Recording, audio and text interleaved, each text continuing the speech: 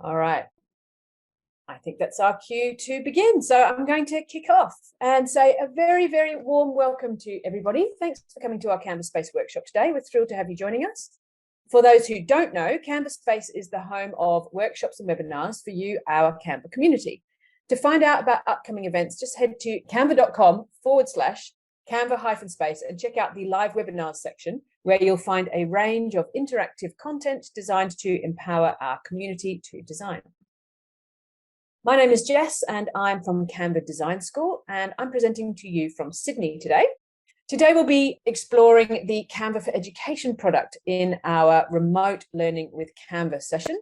So I reached out to experienced teacher and remote learning specialist and Canva creator, Tanya Leclerc, and asked her to share her insights around best practice for remote teaching and learning. So Tanya's joining us live today, so I'll let her introduce herself.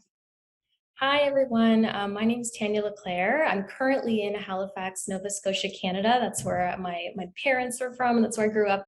But most recently, I've been working internationally as an educational technology coach in Seoul, Korea. So I've been an ed tech coach for, about 6 years now. And before that, I was a classroom teacher, and ranging from elementary all the way up to high school. So today's tips should be applicable to you no matter what you teach. And I just love talking about how we can best use Canva for remote teaching and learning, because it really is a great product. Cool, thank you. Okay, so what are we going to cover today? In this session, we'll be giving you a bit of an overview of the Canva for Education product, and then it's straight over to Tanya for some remote teaching tips. We'll be looking at some activity and lesson ideas using Canva resources, and then we'll finish up with an overview of how to get set up in Canva and how the assignment flow works to distribute and collect learning tasks. So let's have a bit of a look at Canva and Canva for Education and what it includes.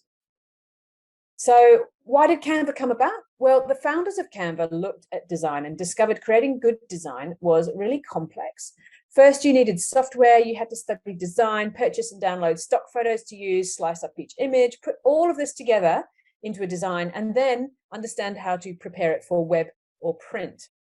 So the idea for Canva came about to make design simple and integrated, allowing people to collaborate online to get access to professional design tools in one click, as well as a library of images and the ability to publish anything to anywhere. And we're on a mission to empower the world to design. And with Canva for Education, we want to empower creativity and collaboration in every single classroom. At Canva, we live by our values. They are our shared beliefs of how we work and how we treat each other and why we're building this. And we're investing in education, as be a force for good in the world is our most important core value. So we're committed to keeping Canva for Education absolutely free now and forever. So what's included with Canva for Education? It gives you access to Canva Pro, which is our premium level product, which includes millions of premium images, fonts, videos, and templates. You can use fan favorite background remover to remove the background from photos. You can create presentations. You can add your voiceover to your videos and your presentations. You can collaborate with your entire class with a dedicated classroom space where you can invite students and share and review together. And you can also assign work for students to complete individually or in their groups and mark their work in Canva or use Microsoft Teams or Google Classroom. We've also partnered with some popular classroom tools, as you can see here on the slide, such as key integrations with LMSs like Canvas, Schoology, Google Classroom, and Teams, as well as some other popular EdTech tools like ClassDojo and ThingLink. So if you haven't already got Canva for Education, head over to canva.com/edu-signup.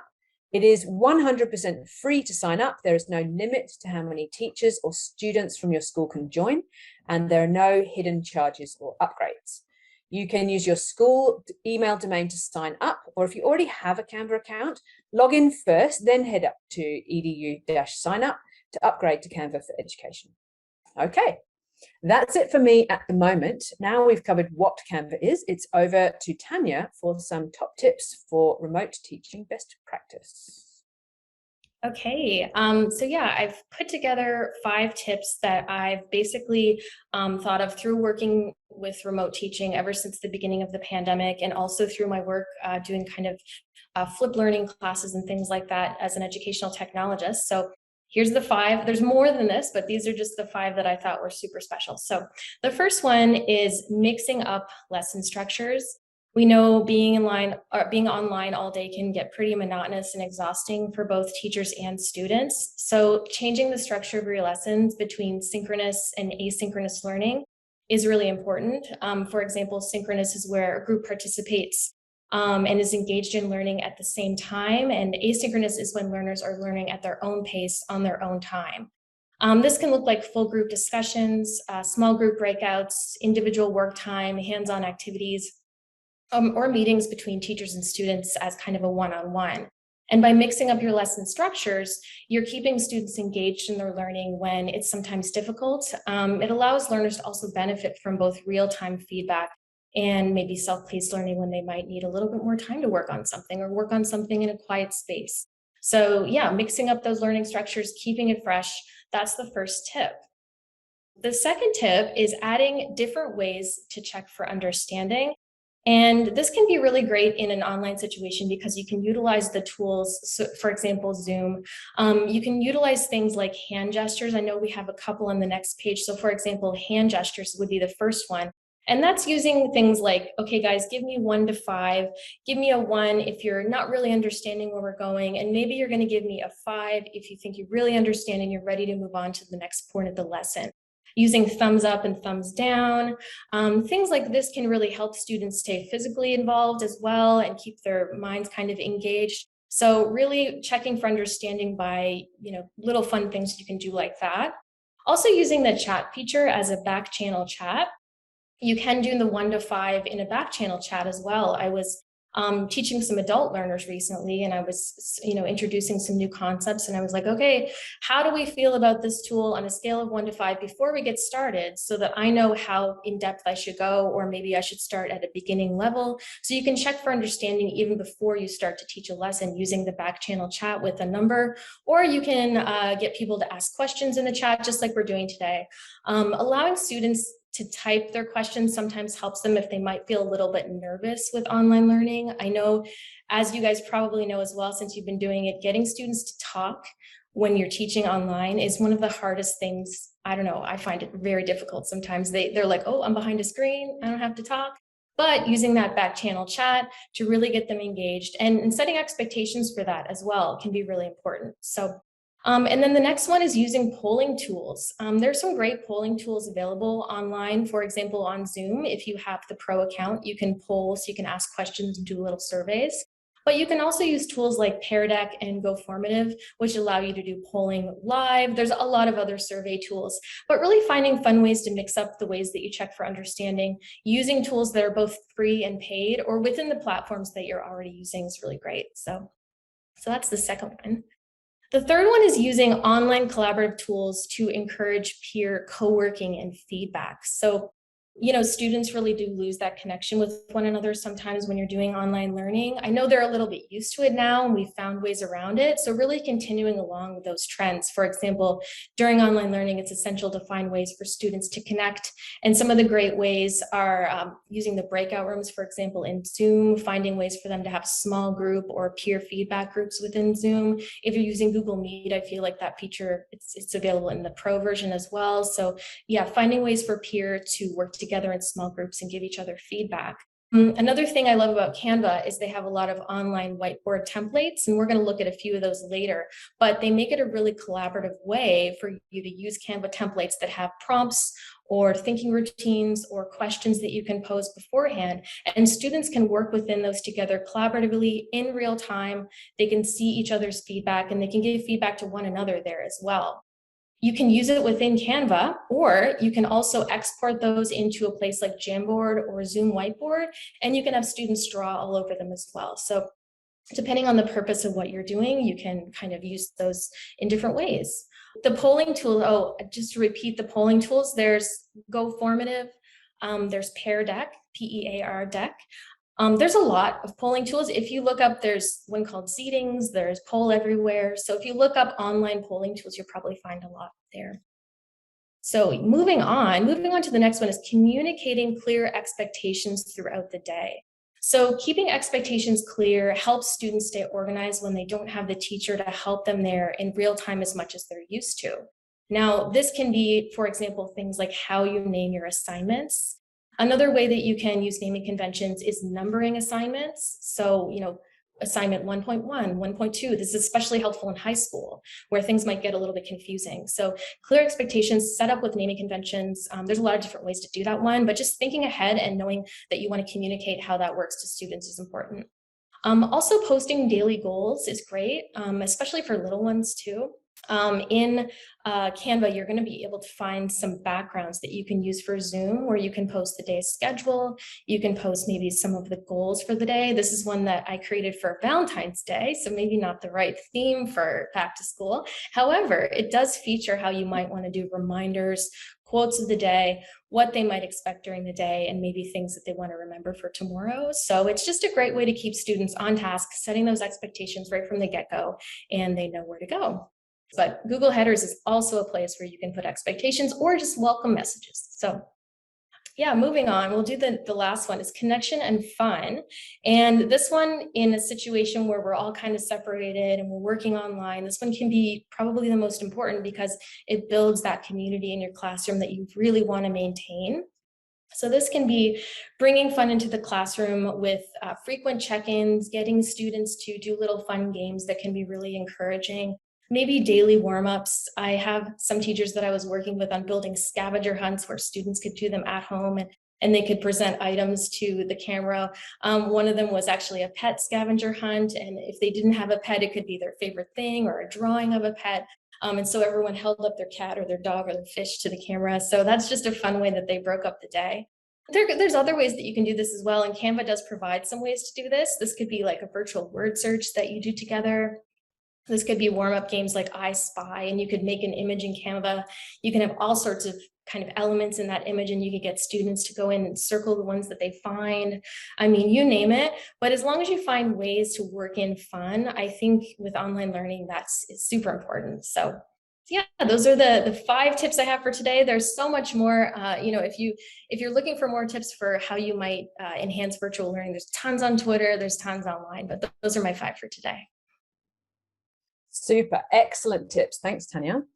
So you answered the questions. So I think we can move straight on and look at some teaching templates that you've used with Canva that are effective for remote learning. So within Canva, obviously, there are a huge variety of resources that you can customize and adapt. And Tanya's going to take us through a few.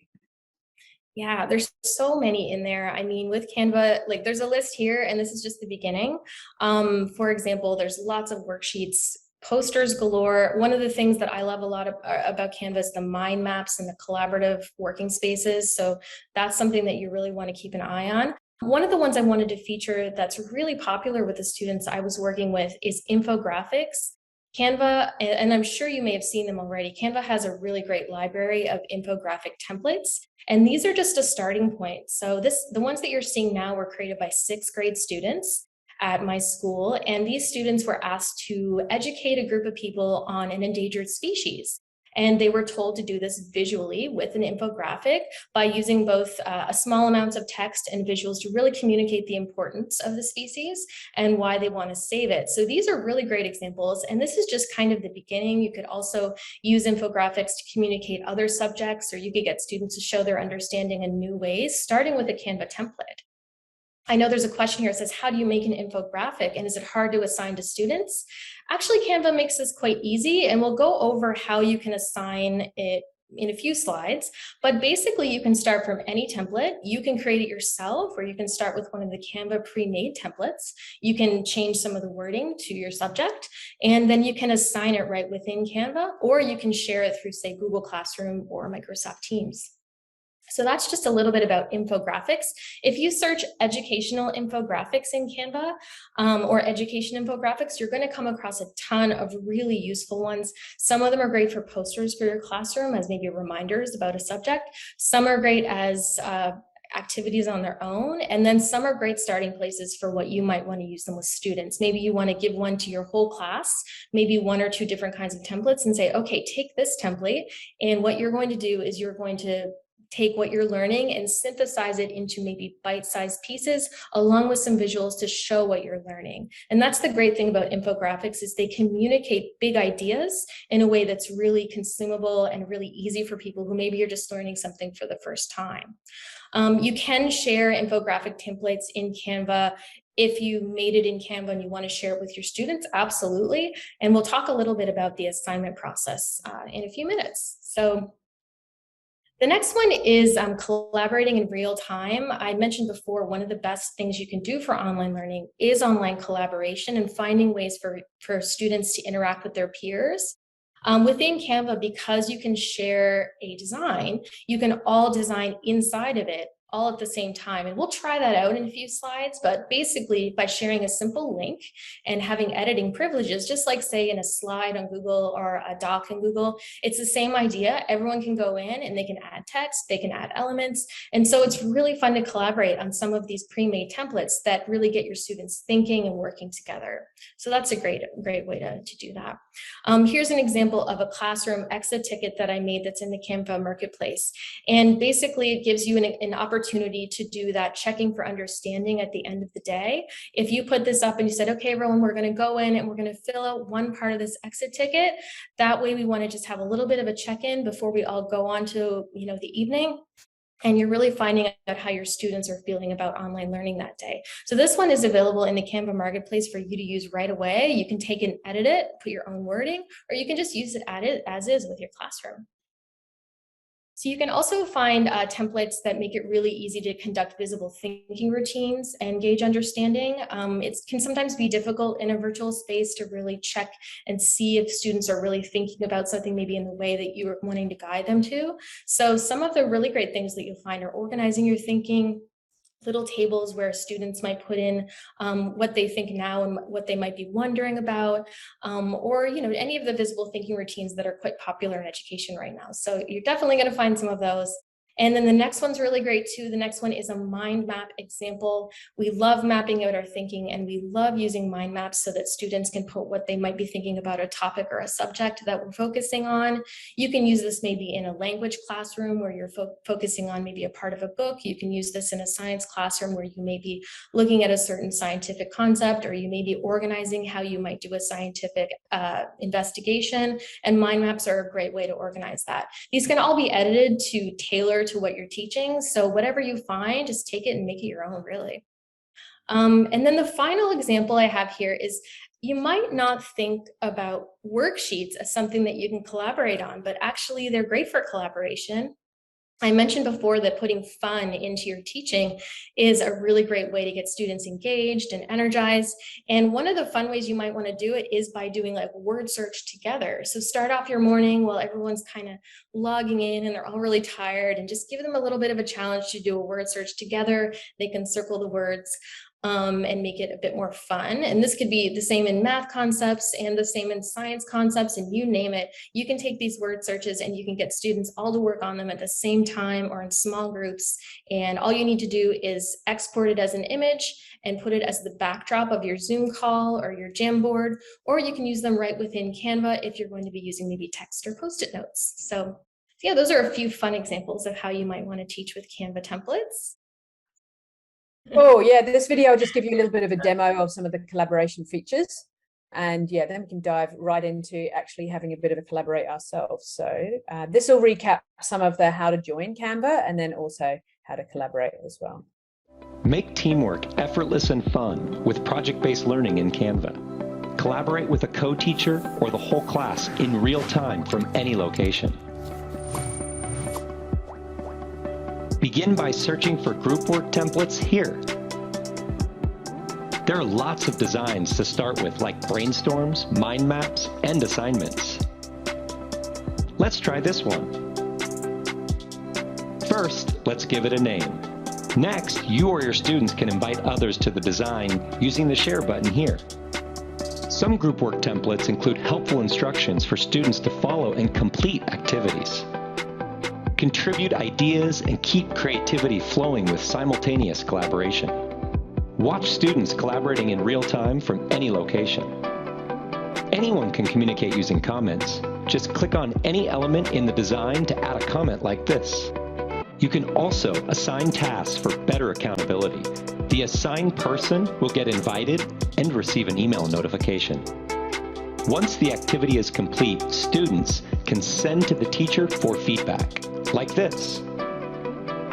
Canva makes any project fun with hands-on, interactive learning, delivering outcomes fast.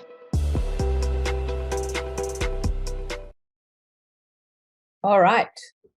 Are we ready for our own collaborative exercise? Hopefully you have Canva open on a window next to you, because we can have a little test out of one of the templates that Tanya has created. So maybe you want to tell us a little bit about this, Tanya. I'll put the link in the chat. Those who want to jump in and have a go can click the link and join us. Great. So yeah, this is basically just a template to organize your thoughts, recording what you're thinking in the boxes below using a text box. So you can either fill in something you know about Canva, and we'll just keep it focused on Canva so far, what you want to know and what you've learned so far, or maybe so far about what you know about Canva and what maybe you learned about how it might enhance your remote teaching. So all you need to do is click the link, and then on the left-hand side, you're going to see a text box button.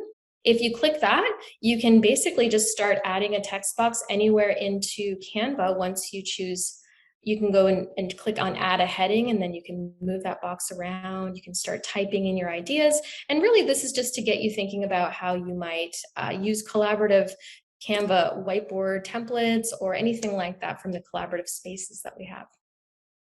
And you don't need to fill in every, but you can just kind of fill in one or two, because I know there's a few of us here. So yeah. You can see how easy it is, though. Yeah, great. So everyone's popping in now.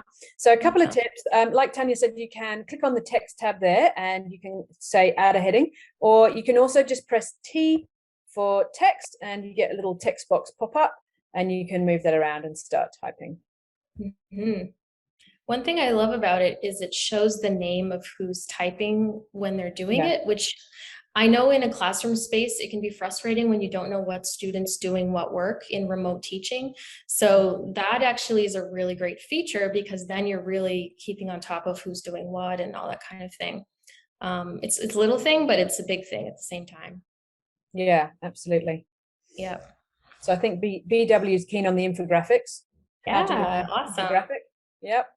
I love making infographics. So yeah, I have to say, I've got school-age kids, and they've had to do infographics as a few assignments, and it's just been great to, as we say at Canva, start inspired. So rather than starting with that blank sheet, go in and immediately kick off that inspiration process, because you've got a layout and you're like, oh, and I can put that on this side and I can put this on this side, and they start to get into the creative aspect of it. It's true. I think with Canva templates and teaching with infographics and having that starting point really helps students structure their thinking and how they might deliver what they want to say. Because a lot of times they don't know where to start, you're right. And so when they have that template, they just get that little bit of inspiration, and it might guide them to how they might organize their thoughts. Because as we know, sometimes, students organizing their thoughts, just like adults, sometimes we're not good at it. So yeah, it helps out a lot. Fantastic.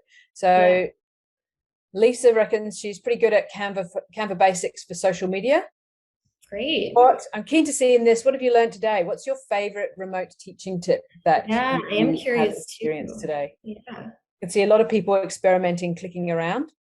Yeah, which is great. This is another thing too, when you're doing tools for the first time with students. This is a kind of other little tip I always tell teachers is have a play around day. Don't jump into don't jump into a platform right away and expect that to be maybe an assessment or something like that. Give them time within the platform. Maybe it's using an online whiteboard just for fun. Give them tinker time. And then once they have that tinker time, that play time, then they're going to be ready to do things that might be assessments or might be, you know, things that are going to be, you know, looked at for their learning outcomes. Yeah, absolutely. Mm-hmm. So learn today that I can use the tools in Google. Great. Google Classroom. Yeah. Yeah. I was just saying, like, if you have a lot of students, you could duplicate this page a few times and have small groups working on different pages so that you didn't have too many people on one, which is a nice option. Yeah, absolutely. And you can obviously customize it. So I can see someone there selecting the pencil. You could pop in here over into elements and do a search for whatever the topic is that you're doing. You can add circles. You know what? Here's another. I keep thinking of tips, but here's another one. Yeah. You might have students that go in and want to move all the stuff around on your page, which does happen. So when you're in Canva, you can lock elements. I didn't do that on this. So just a hot tip, lock the elements. I can show you. Yeah, there you go. You can show it. So if I click on these backgrounds rectangles, so we don't want to move those around, and I'm actually holding shift and I'm selecting all of them. And then I can go up to the padlock here and I can just say lock. So now we can't accidentally move those around. Yeah. Yeah. It's a good one. Okay, so someone learned today that I can use these tools in Google Classroom, like the collaborative elements. Yeah, absolutely. Yeah, it's super important when things integrate with tools you're already using. And that's one of the great things about Canva. Yeah, that's a good win, isn't it? How to utilize these tools for home ed. Yeah. Oh, there you go. And you've even shrunk the text box. You can also go up the top. If you've got some text, you can also go up here and just press smaller or bigger, or you can drag these handles and make it smaller or bigger. Yeah, Canva's element libraries is super extensive. So you can usually find visuals that will align with whatever it is you're teaching. So if you're teaching home ed and you're looking for maybe images of, I'm not sure what's in home ed these days, but maybe it's sewing or creation or things like that, or design, you can find elements that align with any of that. So if you wanted to make an infographic that is pertaining to your subject matter in home economics, then you can usually find what you need for that. And it's just it's about searching in the elements tab. That's all you need to do. Yeah, exactly. Just in this tab over here. Another thing sometimes we do is brainstorm like this, or get a template like this, and then add little elements down the bottom like a thumbs up, and get people to vote on their favorite ones. So you can choose maybe, what should we choose? Just something simple, just so like this one. And then if I press Option, I'm on a Mac, while I'm clicking on the element, it will copy it. So just copying that over. Come on. There we go. And I put a few of them down the bottom. Oh, that's a big picture. Oh, somebody likes flowers. Okay. Sometimes you put a row of these along the bottom. And then once you've done your brainstorm, you can ask people to vote on their favorite ideas and which direction do you think we should take. And so, for example, if someone agrees that we'd love to learn more about infographics, they would put a little thumbs up next to that. So you have like the original brainstorm, and then you kind of have the feedback and the critiquing after that, and seeing which ideas maybe might get floated and which would be used first. Yeah. I love whoever added their Bitmoji. That's awesome. So do you know, I'll show you everyone how to make Bitmojis. Down here, excuse all the folders, if we pop into the more down here, you'll see a few different things that you can add, and if you search for Bitmoji, that's one of the ones you can add. Yeah. And then you just have to connect it to your Bitmoji account. Yeah. All right. Well, feel free to keep playing in there while we move on. That's going to be open for the rest of the session. So you can go in there and you can just have a bit of a practice with Canva. we're going to move on now to now we've learnt what you can do in Canva. We're going to learn how you can set up your class and actually get started in Canva with your class. So setting up your class space and inviting your students, how do you actually do it? We're going to start with an overview video, which will show you a few tips and tricks. Canva for Education is free for teachers and students now and forever. Let's take a look at how you can sign up.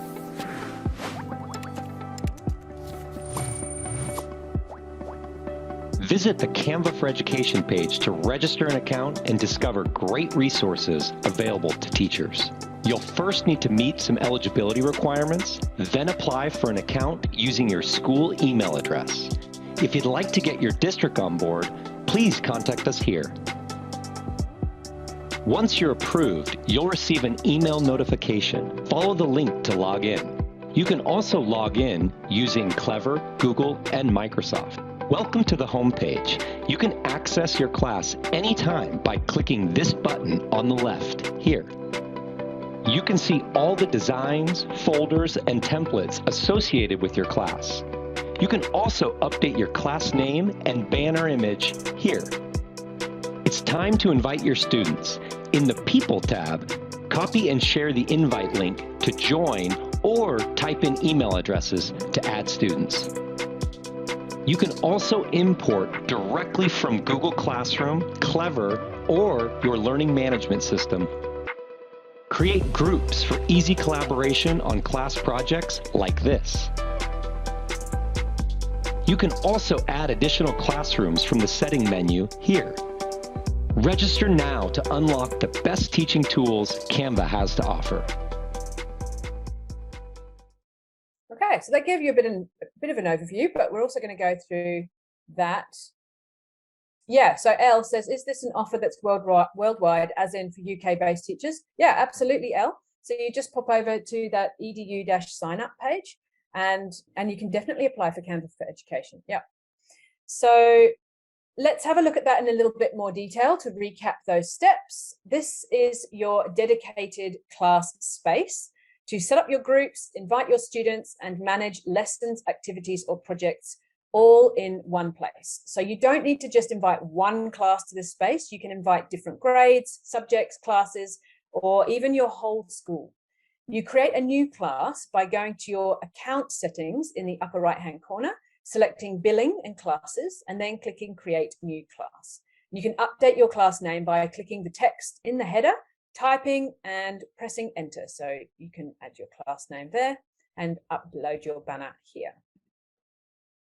So designs here in the horizontal menu is where all the work in Canva that has been shared with the class is stored.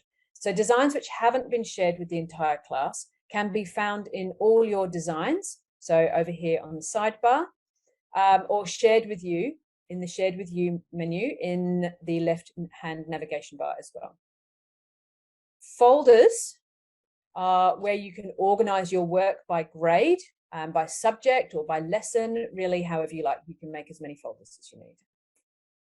People, that's where you go to invite your students and teachers to join your class space.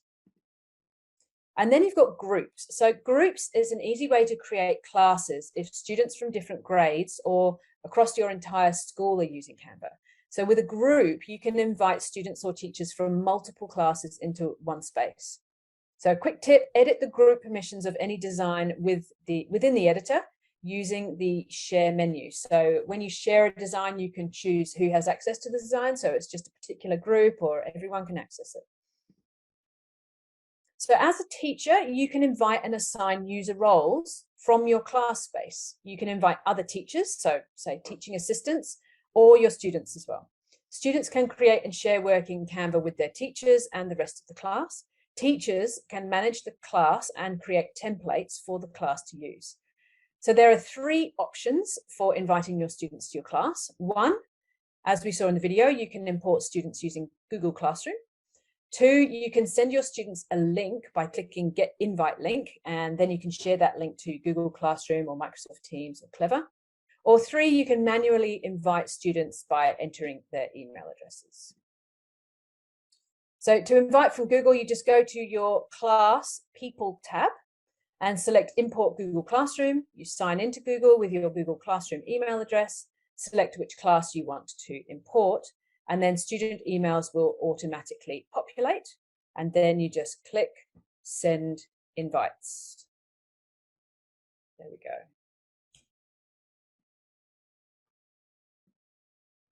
So just quickly for your information, students are not able to create Canva for education accounts themselves. They have to be invited by a teacher to get that in Canva.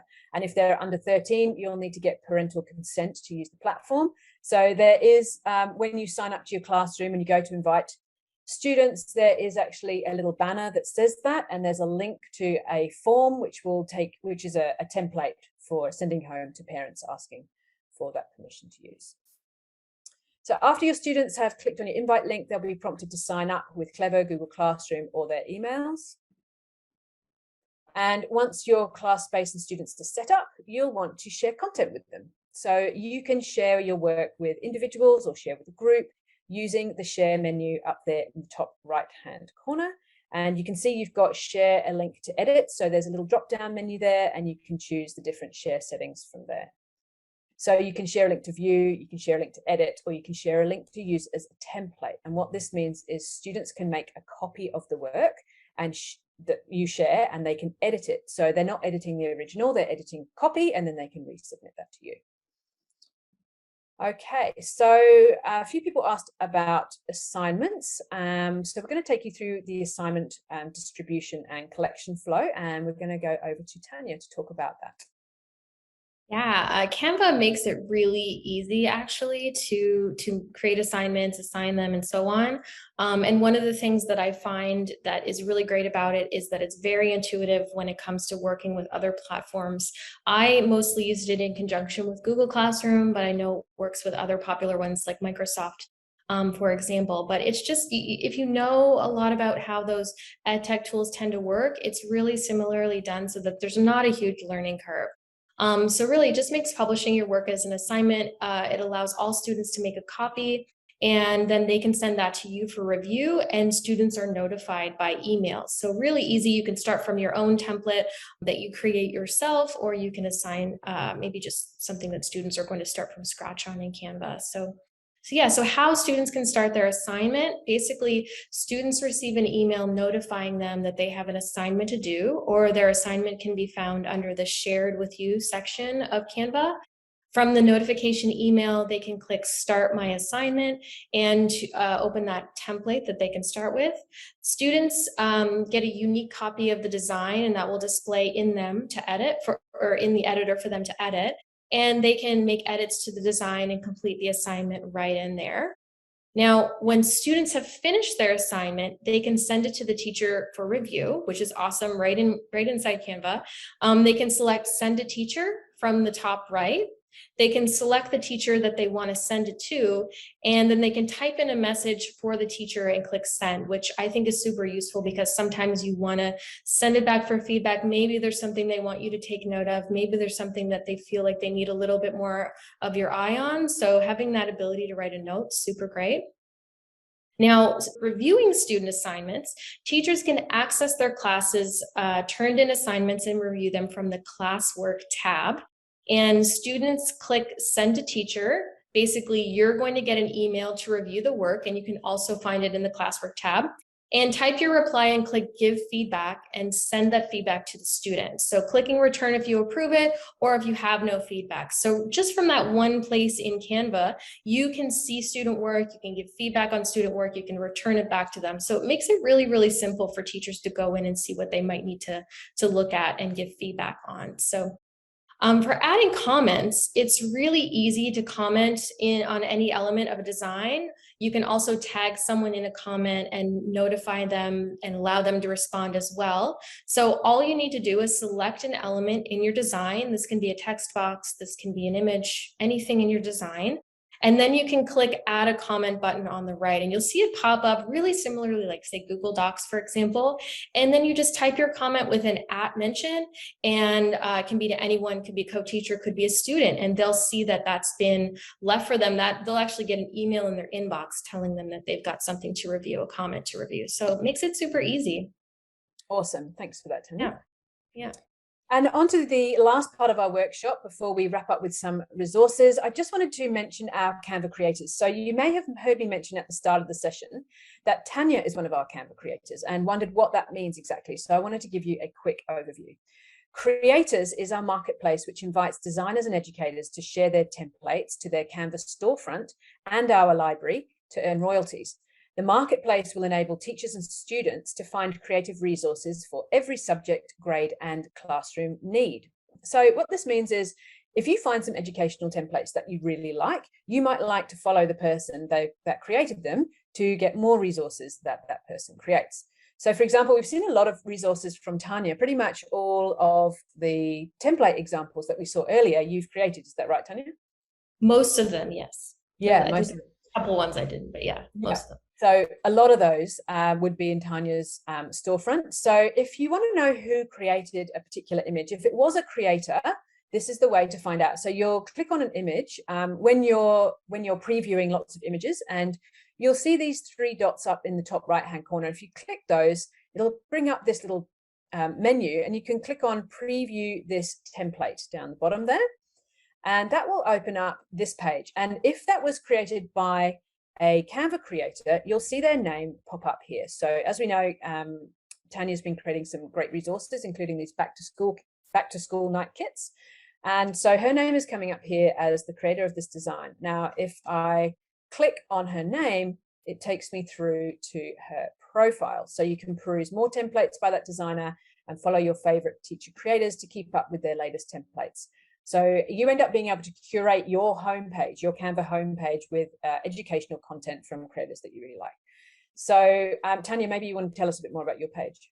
Yeah, sure. If you go to my page, right now I'm doing a lot of back to school, and this could be in the format of posters, in teachers getting to know me pages, like the posters for teachers who want to put fun facts and things like that. I made a couple of those recently, some back to school night presentations. I've just recently made some classroom rules or agreements posters and infographics. So if you want to jazz up your wall with some of the different agreements you have with your students. And I do regularly do things on educational technology. So maybe it's digital citizenship rules or things to keep in mind when you're using technology in the classroom. I do some presentations, videos, infographics on that. You will find some content that's not educational as well. If you're looking for something for your social media, you'll find some of that there as well. But yeah, depending on the time of year, I will focus on different stuff. So right now it's definitely heavy into back to school. Brilliant. And maybe you could take us through some of your other favorite Canva creators, which I've just added in here. Yeah, so there's so many great creators who are educators, real educators on there, and they're really showing some of the things that they use directly in their classrooms. This is a great example from Nitty Gritty Science. And this page will have a lot of really great scientific worksheets, maybe some visuals for your classroom that you might use in STEM or science. I know there's some phases of the moon and space stuff there. So definitely a great page if you want something to help out your science lessons. And the next one here is Bronwyn Dean, and this one's great for, I think early learning is awesome, but also I think there's some worksheets that are really geared towards scientific research and also maybe some literature worksheets as well. There's really, a lot of the educators are, you know, they do a lot of different subjects. Some of them you'll find are really focused in on one, but some of them are really kind of jacks of all trades. So this is a great example of that. The next one is Rory, and Rory is one of those people who's really laser focused on math, and her page is awesome. She's got so many great math worksheets, flashcards geared towards earlier learners, but definitely useful for the math learners. If you need something for your math lesson, definitely check out Rory's. Fantastic. And that wraps it up for our little Canva Creator profile there. I just want to finish up today with some more resources for you. So the first one, if you're not already on Canva for Education, or if you want to recap or a deeper dive in any of those flows that we showed you today, check out this onboarding guide for teachers. So I'm just about to pop that link in the chat. And this is a really super comprehensive document. So I encourage you to go, and it'll basically walk you through every single step of the platform, from getting set up to using assignments. So that's a really good resource to take away with you from today. We also have a video tutorial series. So I'm part of Design School, and these are some video tutorials made specifically for Canva for Education. So I'm going to put that in the chat as well. And there's Nick from our team talking through all sorts of Canva for Education resources. Now, if you want to learn more about designing in general, or general Canva skills or soft skills, or maybe we've had teachers before doing things like a design unit, actually learning design through Canva. So you can go onto Design School, and there's loads of asynchronous courses on there on topics such as graphic design basics, or if you're teaching them about marketing, there's courses on social media marketing.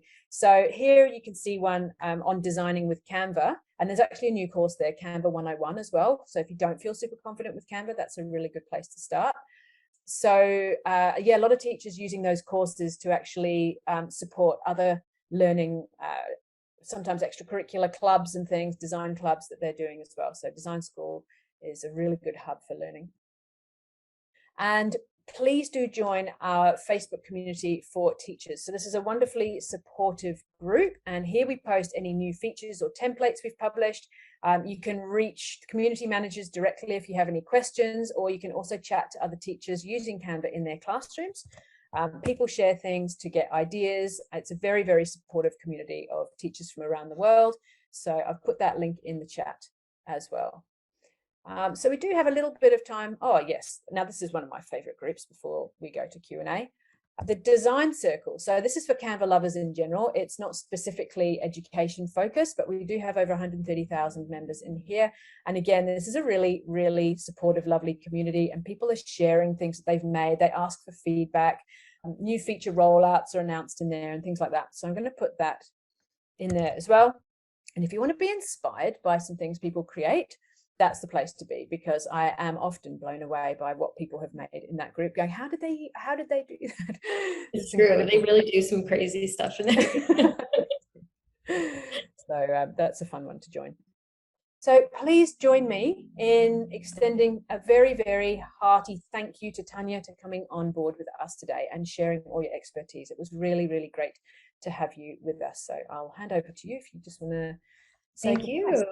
Yeah, it's a pleasure being here. I just love this topic. I love talking about how we can best, make remote learning special and engaging for students. So it's really nice to be here. And I also love talking about Canva. So win-win. Brilliant. Yeah. Well, thank you so much for joining us. And thank you, everybody, for coming to our global classroom today. And we hope to see you at another Canva Space event very soon. Goodbye. Bye.